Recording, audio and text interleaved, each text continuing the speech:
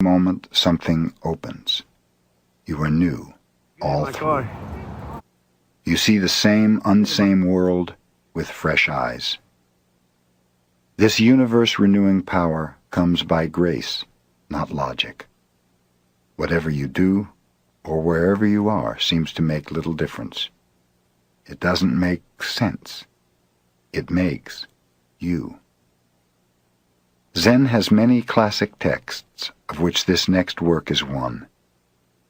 Mumon Kan, literally, no gate barrier, was recorded by the Chinese master Ikai, also called Mumon, who lived from 1183 to 1260.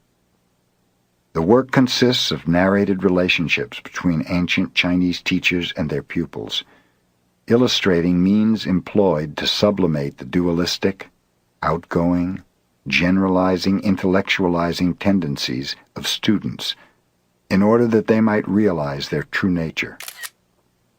The problems or inner challenges with which the masters confronted their pupils came to be called koans, and each of the following stories is a koan in itself.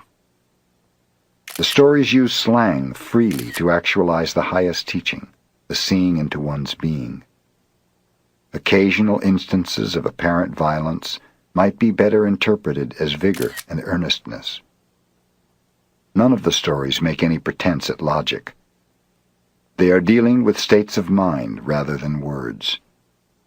Unless this is understood, the point of the classic will be missed.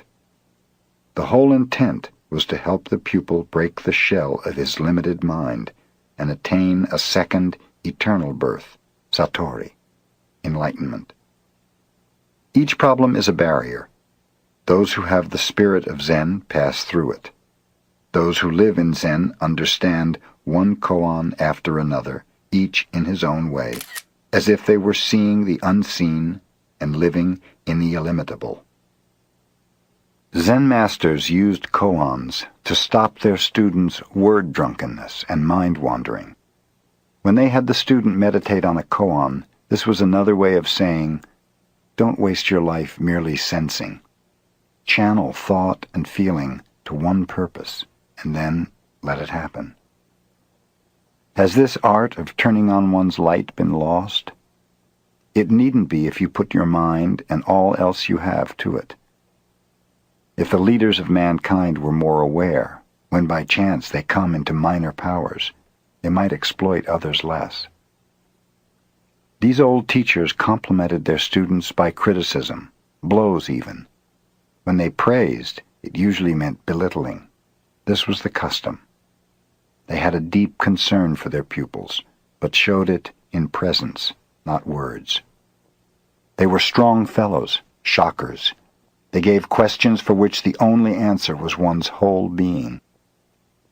What is the right answer to a koan? There are many right answers, and there are also none. There is even a book in Japan, hard to come by, which gives proper answers to each of these mind-openers. What a joke. For the koan itself is the answer, and by the time there is a right answer to it, Zen is dead. Mumon wrote the following words in his introduction to The Gateless Gate. Zen has no gates. The purpose of Buddha's words is to enlighten others. Therefore Zen should be gateless. Now, how does one pass through this gateless gate? Some say that whatever enters through a gate is not family treasure, that whatever is produced by the help of another is likely to dissolve and perish. Even such words are like raising waves in a windless sea, or performing an operation upon a healthy body.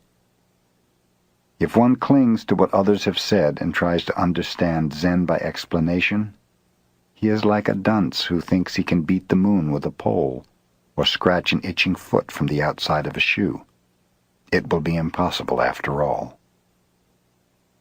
In the year 1228, I was lecturing monks in the Ryusho Temple in eastern China, and at their request I retold old koans, endeavoring to inspire their Zen spirit.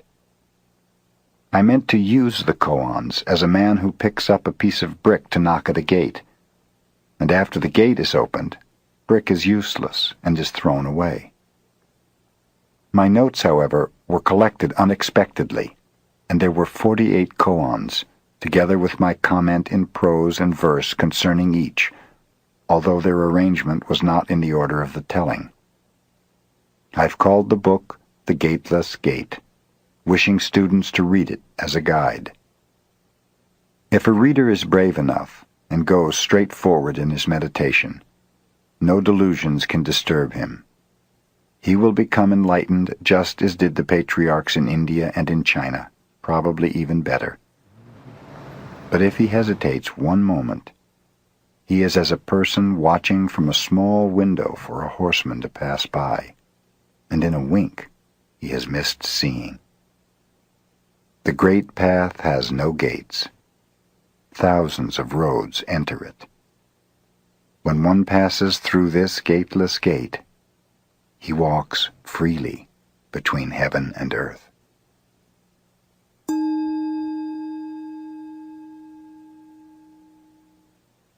A monk asked Joshu, a Chinese Zen master, "Has a dog Buddha nature or not?" Joshu answered, "Mu." Mu is the negative symbol in Chinese meaning no thing or nay. Mumon's comment: to realize Zen, one has to pass through the barrier of the patriarchs. Enlightenment always comes after the road of thinking is blocked. If you do not pass the barrier of the patriarchs, or if your thinking road is not blocked, whatever you think, whatever you do, is like a tangling ghost. You may ask, what is a barrier of a patriarch? This one word, Mu, is it. This is the barrier of Zen. If you pass through it, you will see Joshu face to face. Then you can work hand in hand with the whole line of patriarchs. Is this not a pleasant thing to do?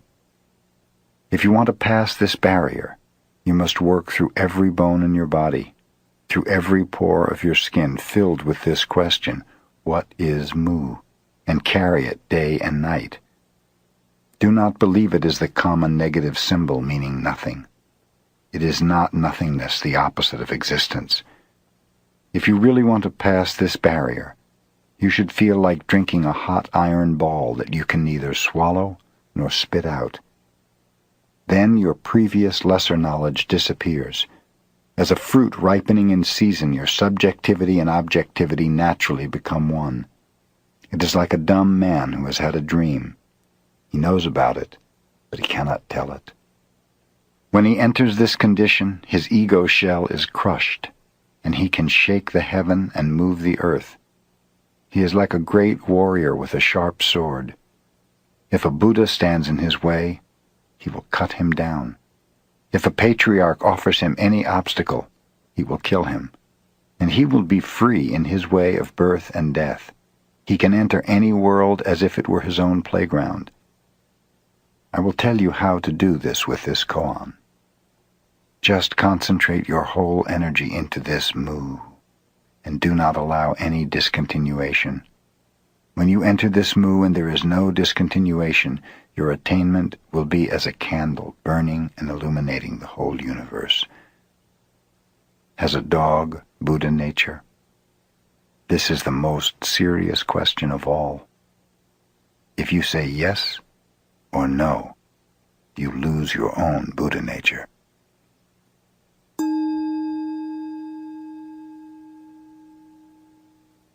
Once when Hyakujo delivered some Zen lectures, an old man attended them, unseen by the monks.